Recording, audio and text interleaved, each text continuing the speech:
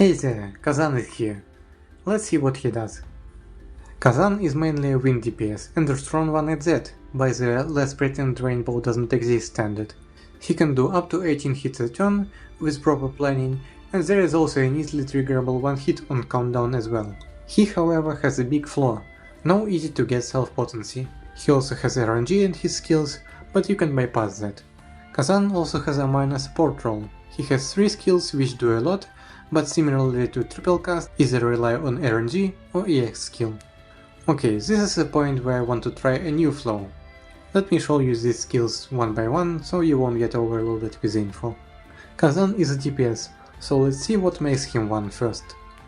First of all, triple cast. Works like usual, but Kazan at a first glance has a nasty gimmick with it. It works 50% of the time.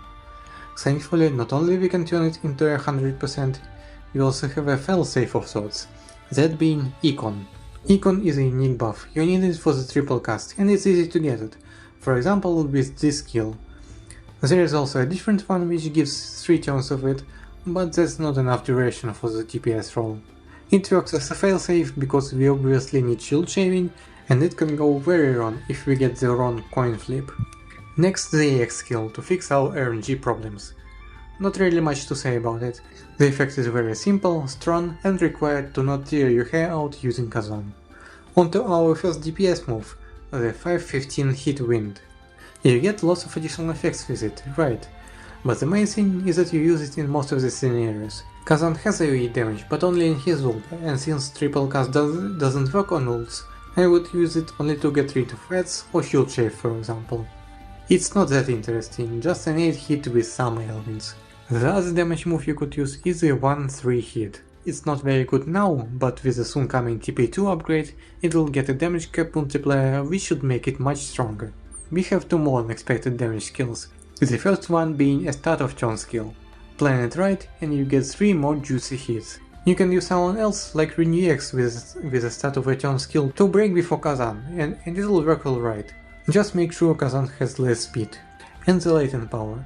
It's very simple. You flip it on as any other and immediately get a countdown, no need to use a turn even. Time it right and get 1 more hit, should be a no-brainer. With everything established, our approximate sequence should be like that. We get Econ, and we need it until the last break turn, so we max boost it. Then we also max boost the start of a turn attack, since we need it to last long as well. This is when we activate his latent too. EX skill. No boost needed, we get it for 3 turns. Then it's damage time. All the buffs should last just long enough. And of course we need Kazan to get potency from somewhere.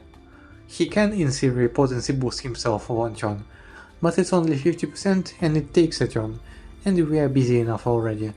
Next, his support role. It's a minor role and you wouldn't pull for it, but I think it's not worth it still. Kazan has an all-in-one skill, which decently buffs attack and magic, damage, potency and weakness bypass too, albeit only Seraphina style. Maybe situationally useful in a cascade battle or some other game mode. And to help with buffs and debuffs, Kazan has a passive, which extends everything by a turn. A great passive for any support. Besides that, Kazan also has a BP regen skill and an AoE debuff with ailments. Kind of strange he has AoE debuffs, but no good AoE attacks besides his ult. All in all, for a damage dealer he has nothing to do with meta, and for a support he has nothing too special, so he is an easy skip. Even his A4 is nothing special. A shame. So, thanks for watching.